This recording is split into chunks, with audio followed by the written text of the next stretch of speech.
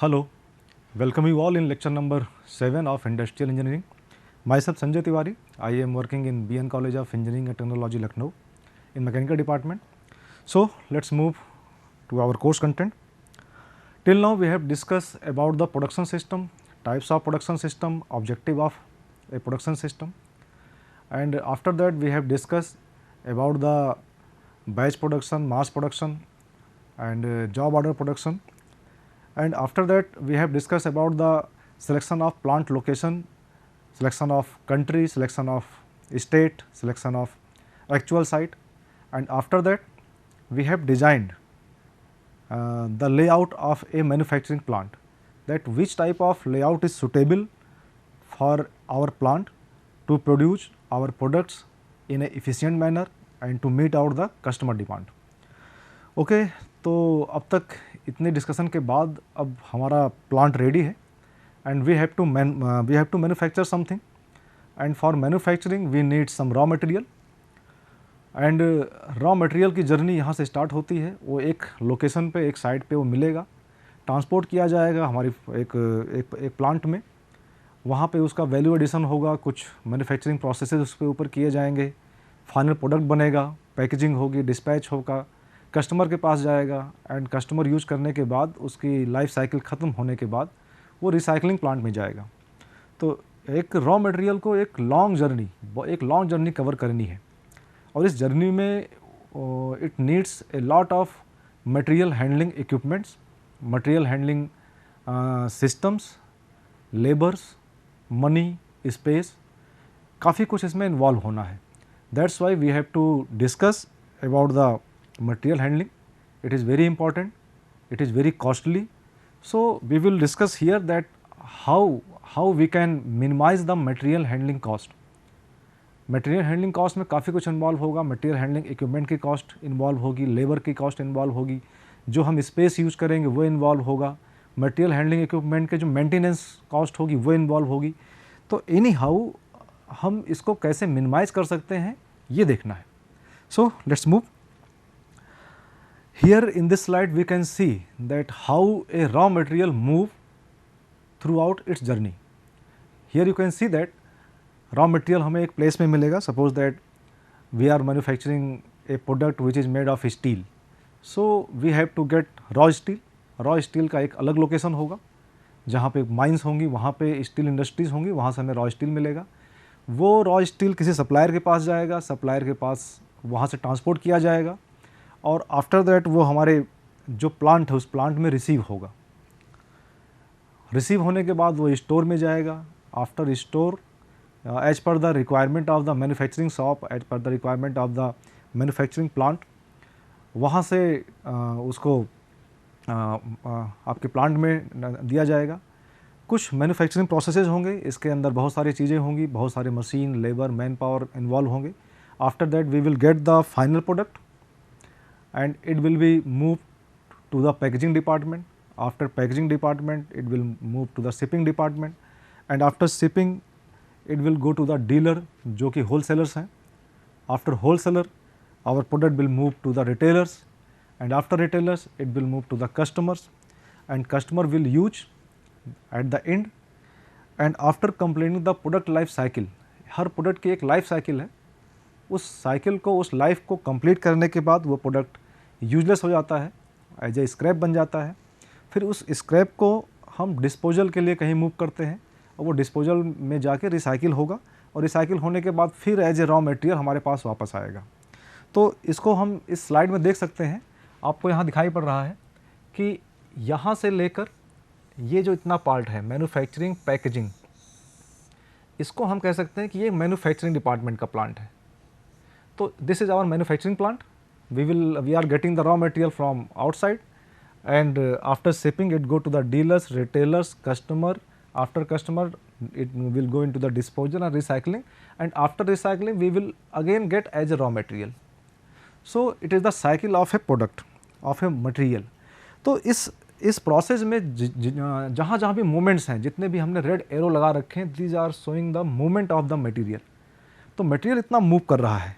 अब इस मूव करने के लिए will use some mechanical equipment, some automatic vehicles, sometime it will use the labor, और इन सब को यूज़ करने के लिए बहुत ज़्यादा स्पेस चाहिए। सपोज दैट रॉ मटेरियल हम अगर कहते हैं इंडिया की बात करें, रॉ मटेरियल अगर हम झारखंड से ले रहे हैं और हमारा प्लांट अगर महाराष्ट्र में है, तो झारखंड से स्टील को महाराष्ट्र में ट्रांसपोर्ट करने के लिए we will use the trucks, number of trucks, heavy trucks, industrial trucks, और उन ट्रक्स को मूव करने के लिए हमें रोड चाहिए। तो एक बहुत बड़े स्केल पर हमें फ्लोर एरिया भी चाहिए, बहुत बड़े स्केल पर हमें व्हीकल्स भी चाहिए। तो इसलिए और इस ट्रांसपोर्टेशन में बहुत बड़ा कॉस्ट भी इन्वॉल्व है। ऐसे ही जब हमारा मटेरियल रिसीव हो गया, स्टोर में गया, रिसीव होने के बाद स्टोर में गया, यहाँ भी मूवमेंट हुआ। एट दिस पॉइंट जो इंटरनल हमारे मटेरियल हैंडलिंग इक्विपमेंट्स हम उसको यूज करेंगे, and after storage it will go to the manufacturing, again we will use the internal mechanical handling equipment, है ना। In the manufacturing at this location, number of machines are there, number of cells are there, because हम कभी product layout use करेंगे, कभी हम process layout use करेंगे। और इस मैन्युफैक्चरिंग सेक्शन में भी कई सारे डिपार्टमेंट होंगे, असेंबली डिपार्टमेंट होगा, मैन्युफैक्चरिंग डिपार्टमेंट होगा, testing department, quality control department, उन सब के बीच में मटेरियल का मूवमेंट होना है। No doubt in at this stage the distance is not too much, but एक मटेरियल को एक प्लेस से दूसरे प्लेस पे मूव करने के लिए कोई ना कोई इक्विपमेंट यूज करना ही पड़ेगा, है ना। और उस इक्विपमेंट को मूव करने के लिए एरिया की रिक्वायरमेंट है। तो हर प्लेस पर, हर कंडीशन पे जहाँ भी मटेरियल का मूवमेंट होगा वहाँ पे कॉस्ट इन्वॉल्व होती जाएगी, है ना। After packaging it will move the shipping, again here we will use the material handling department. After shipping again we will use the heavy trucks to transport to the dealers, and after dealer some small vehicles will be used to transport to the retailers, and after retailers customer will move to purchase the product from the shop, and again it will use some material handling equipment like we are using our car and our vehicles to purchase the our product, and after customer use again we will use the transportation and to send the recycling process.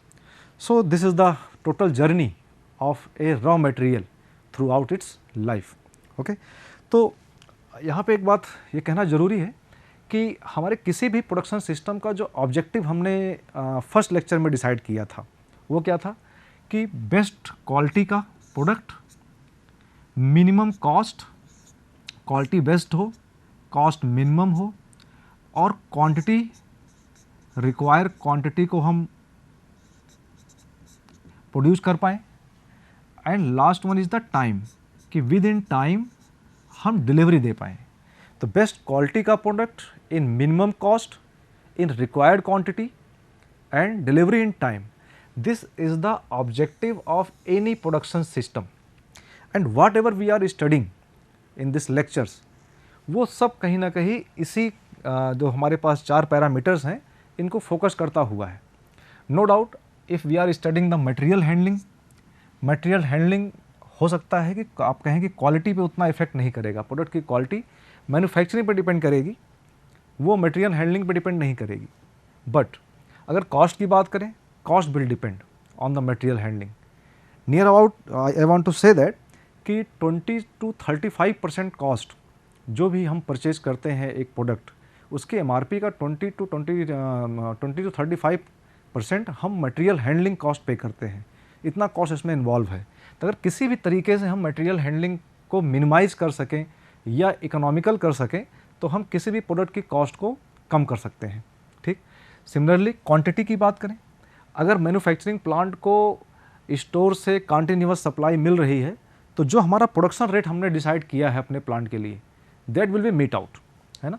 तो it will affect the quantity and no doubt time, because हमें product को timely as per demand अपने customers को supply करना है। That's why if material handling equipment are efficient, then we can supply the product to the customer in time. So we are trying to meet out this objective through this study. Okay, let's move to next slide. So here we can say that कि जो material handling equipment है इनका कोई भी role, कोई भी involvement product की value add करने में नहीं है। बिकॉज प्रोडक्ट में जो वैल्यू एडिशन है, वैल्यू एडिशन तो इन द प्लांट होता है, यहाँ पर हम वैल्यू ऐड करते हैं, उस पर मैन्युफैक्चरिंग प्रोसेसेस यूज करके हम उसकी वैल्यू एडिशन करते हैं, ठीक है।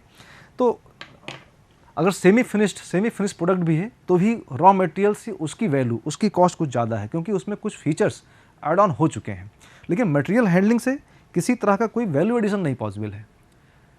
Still cost involve in the material handling is normally 20 to 35% of the cost of the product. इसके बावजूद भी इतना कॉस्ट इसमें इन्वॉल्व है, जो कि इनडायरेक्ट कॉस्ट है, डायरेक्ट कॉस्ट नहीं है। डायरेक्ट कॉस्ट हम उसे कहते हैं जो कि रॉ मटेरियल को मैन्युफैक्चरिंग करने में डायरेक्टली उससे इन्वॉल्व हो रहा है, चाहे वो लेबर कॉस्ट हो, चाहे मशीन कॉस्ट हो, है ना, चाहे एनर्जी कॉस्ट हो, जो डायरेक्टली इन्वॉल्व है, that is known as direct cost. लेकिन material handling cost direct cost नहीं, दिस इज इनडायरेक्ट कॉस्ट, है ना, that is 20 to 35%। A huge amount we are investing on the material handling, ठीक है। And a lot of time is also consumed in material handling, है ना। Time आपने देखा, during the manufacturing process भी material handling है, before the manufacturing process भी material handling है, and after the manufacturing process भी मटेरियल हैंडलिंग है। तो अगर देखा जाए तो एक प्रोडक्ट अपनी कस्टमर तक पहुंचने से पहले कितना टाइम वो किसी मटेरियल हैंडलिंग इक्विपमेंट पे ट्रांसपोर्ट होने में बिता रहा है। तो इस तरीके से टाइम बहुत ज़्यादा इनसे इन्वॉल्व है। And the involve cost and time must be reduce to minimise the production cost. हमें मिनिमम कॉस्ट में प्रोडक्ट को मैन्युफैक्चर करना है, तो जिस लेवल पर हो सकता है हम मैन्युफैक्चरिंग कॉस्ट को मिनिमाइज करने की कोशिश करेंगे, ठीक है। So material handling issues must be addressed during the planning stage. हाँ, यहाँ पे एक बड़ी इंपॉर्टेंट सी चीज़ है कि जब हम अपने प्लांट को प्लान कर रहे हैं, हम अपने लेआउट्स को प्लान कर रहे हैं, अपने डिपार्टमेंट्स को प्लान कर रहे हैं, उनकी लोकेशन प्लांट के अंदर सेट कर रहे हैं, at the same time we have to discuss about the material handling processes. हम किस टाइप का मटेरियल हैंडलिंग इक्विपमेंट यूज करने वाले हैं, उनके लिए how much space is required, जिस पाथ से वो मूव करेंगे वहाँ पे स्पेस उतना होना चाहिए, है ना। दो मशीन्स के बीच में कितना गैप हो जिससे कि man power and material handling में किसी तरीके का कोई प्रॉब्लम ना आने पाए, किसी तरीके का कोई बोटल नेक ना होने पाए। दो डिपार्टमेंट्स के बीच की डिस्टेंस, उनके बीच की जो प्रायोरिटी हमें देखनी थी, हमने लास्ट लेक्चर में डिस्कस किया था, उस पर बात करना पड़ेगा। So as like previous discussion we have to discuss priorly about the material handling issues at the planning stage. So अगर एक नए प्लांट को हम इस्टेब्लिश कर रहे हैं तो प्लानिंग स्टेज पे डिस्कस कर सकते हैं, but if plant is already existing, एक प्लांट बन चुका है, और क्योंकि प्लांट स्मॉल ड्यूरेशन का प्रोजेक्ट नहीं होता है, it is a project for a long duration. और अगर हमने कोई प्लांट कुछ साल पहले बनाया है और 5-10 साल के अंदर कुछ प्रोडक्ट की वैराइटीज़ चेंज हो गई हैं, कुछ टेक्नोलॉजीज चेंज हो गई हैं, we have set up some more machines, some more department, अब at that condition we have to again reschedule our material handling equipments, क्योंकि वो जो ओल्ड थे वो किसी स्पेसिफिक साइज़ के लिए, स्पेसिफिक वेट के लिए, स्पेसिफिक टाइप ऑफ प्रोडक्ट के लिए सुटेबल थे। लेकिन for the current need it may be कि that material handling equipment are not suitable, so we have to reschedule and redesign our material handling system.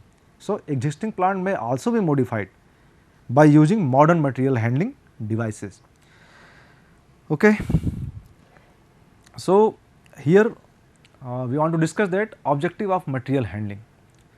So material handling main objective is to reduce the cost, and it can be seen very easily, but some more parameters are there.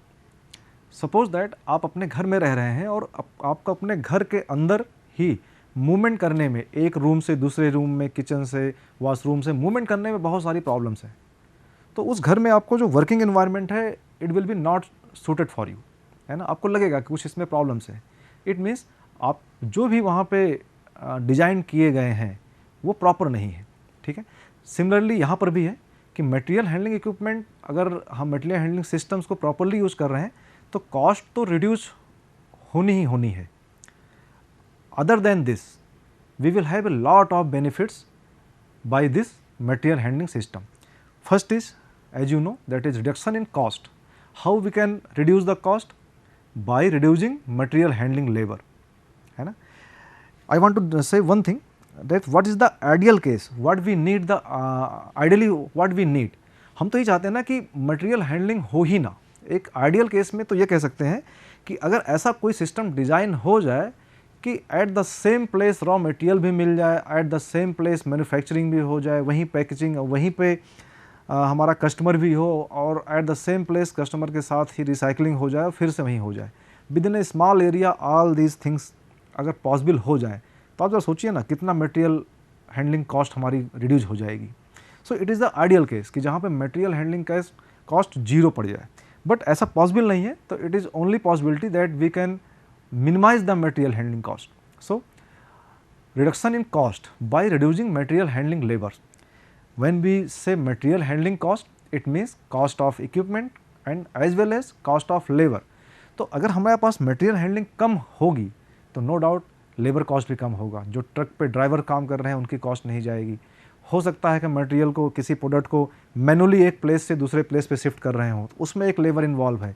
It may B एक labour, एक worker हमारा एक table पे बैठा है और एक machine से प्रोडक्ट बन रहा है, इसको शिफ्ट करके दूसरे मशीन पे ले जाना है और गैप केवल नियर अबाउट 3 फीट्स है, तो एक हाथ से लिया दूसरे हाथ पे दिया, तो he has a work for 24 hours और एक मैन पावर 24 आवर्स के लिए इन्वॉल्व है। तो अगर ऐसा कुछ हो जाए कि उस मशीन से उस मशीन के बीच में ये जो 3 फीट का गैप है ये ख़त्म हो जाए, रिड्यूस हो जाए, तो नो डाउट एक वर्कर का जो वेजेज है उसकी जो कॉस्ट है मिनिमाइज कर सकते हैं। तो जहाँ जहाँ पॉसिबिलिटीज़ हो सकती हैं, we will try to reduce material handling labour cost. Again, reduction in cost by reduce damage of material during handling. whenever we handle a material and we transport a material from one place, material or any product from one place to another place, always some damages are possible. अगर हम किसी भी सामान को shift कर रहे हैं, even if we are changing our house, we are on the rent and we are changing our house, तो एक घर को छोड़कर दूसरे घर के जाने के बीच में जब ट्रांसपोर्टेशन करते हैं तो कुछ ना कुछ सामान हमारा ख़राब हो जाता है, and that have a cost, that damaged material have a cost. So if we can reduce this type of material handling, we can reduce the material handling cost and by reducing the damage of material handling cost, है ना। Again, reduction in cost by better utilization of space. better utilization of space का मतलब क्या है कि अगर हम बात करें कहते हैं मैन्युफैक्चरिंग सिस्टम में, in our plant we have a number of machines, और मशीन्स को वर्क करने के लिए रॉ मटेरियल चाहिए। फिर एक मशीन पे कोई काम हुआ, फिर दूसरे मशीन पे जाना है तो उसको भी रॉ मटेरियल चाहिए, that will be semi finished raw material. So ऐसा भी हो सकता है कि अगर मटेरियल हैंडलिंग हमारी प्रॉपर नहीं है तो इट मे बी कि हमारी मशीन है, वर्कर है, बट उसके पास मटेरियल नहीं पहुंचा, रॉ मटेरियल नहीं पहुंचा, सेमी फिनिश्ड प्रोडक्ट नहीं पहुंचा, तो at that time worker and machines are idle, there is no production and we are not producing anything. So material cost, because of material handling, our machine cost and labor cost is wastage. So अगर properly utilization हम करना चाहें अपने resources का, तो बहुत proper material handling system हमारे design करना पड़ेगा, है ना। Again, next is reducing in process storage, or we can say reducing in process inventory. In process inventory से मतलब ये है कि suppose that we have a machine that is known as, यहाँ पे हम टर्निंग कर रहे हैं, लेथ मशीन है। After that we have a drilling machine, यहाँ हमें ड्रिल करना है। कोई ऐसा जॉब है जहाँ पे हमें पहले उसकी टर्निंग करनी है, डायमीटर रिड्यूस करना है, एंड आफ्टर दैट वहाँ उसमें एक होल करना है, ड्रिलिंग करना है। तो at that time suppose that कि टर्निंग होने में 2 मिनट लग रहा है एंड ड्रिलिंग होने में सपोज दैट 4 मिनट का टाइम यूटिलाइज हो रहा है, then what will happen. 2 minute में एक जॉब पर टर्निंग होकर यहाँ पे आ जाएगा, यहाँ पे कहते हैं 4 मिनट लगेगा, तो you will see that at this place एक इन्वेंट्री क्रिएट हो जाएगी, बिकॉज पर 2 minute this machine is producing 1 product and पर 4 minute this machine is producing 1 product. तो एक 2 मिनट ये फास्ट चल रहा है, तो यहाँ पे हर 2 मिनट में एक प्रोडक्ट इकट्ठा होता रहेगा। तो यहाँ पे जो इन्वेंट्री क्रिएट होगी that is known as inventory of semi finished product, और इसी को हम कह रहे हैं कि इन प्रोसेस इन्वेंट्री। तो इन प्रोसेस इन्वेंट्री का मतलब इतना मटेरियल हमारे पास ब्लॉक है। मटेरियल ब्लॉक होने का मतलब क्या है, इस पर कॉस्ट इन्वॉल्व है, इतनी कॉस्ट ब्लॉक है। सो अगर कुछ ऐसा सिस्टम बना लिया जाए कि रिसोर्सेज बढ़ा के, मशीन्स को रीअरेंज करके, ऑटोमेटिक मशीन लगा के, हाई प्रोडक्शन रेट वाली मशीन लगा के यहाँ पे हम 2 ड्रिलिंग मशीन लगा दें तो ये स्मूथ हो जाएगा। और या तो कुछ मटेरियल हैंडलिंग इक्विपमेंट को कुछ रीशेड्यूल करके कुछ कर सकते हैं। Anyhow we will try to reduce in process inventory and it will reduce the cost, है ना। सो इसी का बाय प्रोडक्ट क्या है, डिक्रीजिंग इन्वेंट्री। अगर मटेरियल हैंडलिंग हमारा प्रॉपर होगा तो हमारे पास इन्वेंट्री इन्वॉल्व नहीं होगी, और इन्वेंट्री कॉस्ट भी एक बहुत बड़ा कॉस्ट है for a manufacturing system. So let's go in next slide. Objective of material handling, second objective is increase in capacity, better utilization of space, reducing travel space। Space की बात यहाँ क्यों कर रहे हैं, क्योंकि मटेरियल हैंडलिंग इक्विपमेंट को move करने के लिए from one place to other place we have to use our floor area. So अगर हैंडलिंग मिनिमाइज होगी तो फ्लोर एरिया हमारा बचेगा, है ना। इट विल, और इस फ्लोर एरिया को हम प्रॉपरली कहीं और किसी वर्क में और किसी रिसोर्सेज में यूज कर सकते हैं। Next one is improving equipment utilisation by ensuring regular supply of material. Material की सप्लाई प्रॉपर होगी तो हर मशीन्स, हर वर्कर का यूटिलाइजेशन प्रॉपर होगा। Again faster loading and unloading. Material handling equipment अगर प्रॉपर है तो हमारा लोडिंग एंड अनलोडिंग मशीन पर भी और डिस्पैच करने के लिए, ट्रांसपोर्ट करने के लिए बड़ा फास्ट होगा। Okay, next objective is improvement in working condition. हाँ, वर्किंग कंडीशन का मतलब क्या है कि एक जो प्लांट है, उस प्लांट में जो भी लोग काम कर रहे हैं, जितने भी वर्कर्स हैं, मैनेजर्स हैं, इंजीनियर्स हैं, उनके लिए एक हेल्दी इन्वायरमेंट चाहिए, काम करने में स्मूथनेस हो, प्रॉब्लम्स ना हो, तो इसको भी इंश्योर करता है। ठीक है, safety aspects, easy working, full proof operations, इस टाइप का जब हम सिस्टम को डिज़ाइन करते हैं, इसको सोचते हुए और proper material handling equipment use करते हैं कि जो सेफ़ हैं। जब हम सेफ्टी एस्पेक्ट्स की बात कर रहे हैं तो it is not for only the worker, safety for man, safety for machine, safety for material, है ना। तो इन ऑल एस्पेक्ट्स ये इम्प्रूवमेंट इन वर्किंग कंडीशंस को इम्प्रूव करेगा। Next one is improved customer services. Our ultimate goal is customer satisfaction, है ना, with good quality, minimum cost in and proper quantity in minimum delivery time. So customer service can be improved by following proper material handling system which will be enable regular and timely market supply. So therefore some of disadvantage also in the material handling system. Main disadvantage because we will use a very automatic and heavy trucks and automated guided vehicles and conveyor belt. So when we use the mechanized material handling equipment, it will need a lot of investment, है ना। So additional capital investment is required. एक investment हमने कर चुके हैं, that is known for plant के लिए, जिसमें मशीन्स के लिए हमने कर रखा है, बिल्डिंग के लिए कर रखा है। एक अदर एडिशनल कैपिटल इन्वेस्टमेंट की यहाँ रिक्वायरमेंट होगी, that is be so much high value, है ना। And one more thing is loss of flexibility. It is very important. Flexibility means because demand of the product is day by day changing. Customers के जो thoughts हैं वो day by day change हो रहे हैं, वो हर प्रोडक्ट में कुछ नया इनोवेशन चाहते हैं, और industry is trying to meet out that demand. So ऐसा होता है कि जो हमारे पास प्रोडक्ट है वो continuously in very few time it is changing.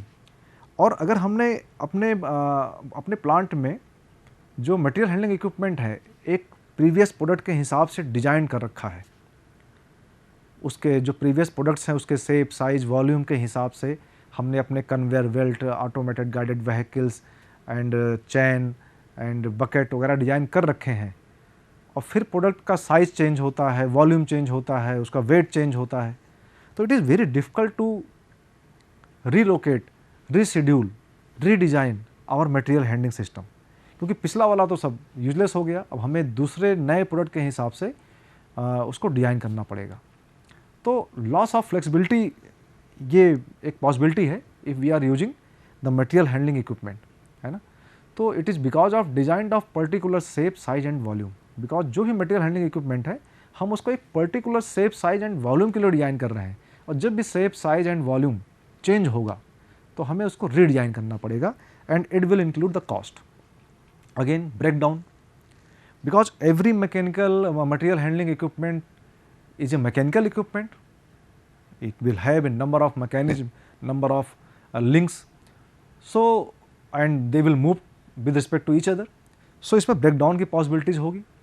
अब किसी भी असेंबली लाइन में या किसी भी मैन्युफैक्चरिंग प्रोडक्ट लाइन में अगर जो आपका मटेरियल हैंडलिंग इक्विपमेंट है for some time break down हो गया, तो at that time machine is ready, worker is ready, but material की का ट्रांसपोर्टेशन पॉसिबल नहीं है। मटेरियल एक प्लेस से दूसरे, एक मशीन से दूसरे मशीन में नहीं जा रहा है, तो it will stop the production line, है ना। तो एक मटेरियल हैंडलिंग इक्विपमेंट के लिए अगर ब्रेकडाउन होगा तो it will be very costly for us. तो due to mechanical and electrical system are involve, so breakdown may be possible, है ना। Next is need for maintenance cost, because mechanical equipment are involve, breakdown may be possible. So to avoid the breakdown we have to use the preventive maintenance cost, continuous servicing उसकी करनी पड़ेगी, continuous उस पर watch रखना पड़ेगा। So let's move to other slide. What are the basic handling system? So we can classify our material handling system in 4 ways. This is equipment oriented system. Equipment oriented system से मतलब ये है कि जो भी equipment हमें transport करना है उसके हिसाब से मटेरियल हैंडलिंग सिस्टम को बनाया जाए। लाइक इंडस्ट्रियल ट्रक, अगर लॉन्ग डिस्टेंस पे हैवी आइटम को हमें ट्रांसपोर्ट करना है तो we will use the industrial truck, conveyor system, overhead system, ठीक है। Next is material oriented system, कि हमारे पास मटेरियल किस टाइप का है, सिंगल पीस में मटेरियल्स को ट्रांसपोर्ट करना है या बल्क में करना है, या it may be sometimes for a chemical industries may be liquid like diesel, petrol and some milk and any other chemical. It is based on the material oriented system. After that method oriented system. Method oriented system means कि हम अपने manufacturing plant में किस type का manufacturing process use कर रहे हैं, mass production use कर रहे हैं, बैच प्रोडक्शन यूज़ कर रहे हैं, तो at that place we can use the manual system, we can use the mechanized और ऑटोमेटेड सिस्टम।